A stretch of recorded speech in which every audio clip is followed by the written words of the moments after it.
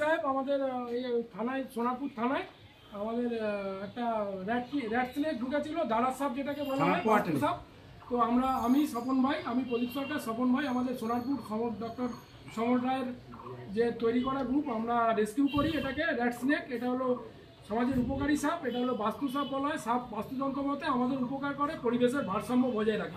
মাননীয় ভারপ্রাপ্ত অফিসার আইসি সাহেব আশিস দাস মহাশয় আমাদেরকে এটা জঙ্গলের জিনিস, জঙ্গলকেই আমরা ফিরিয়ে দেবো।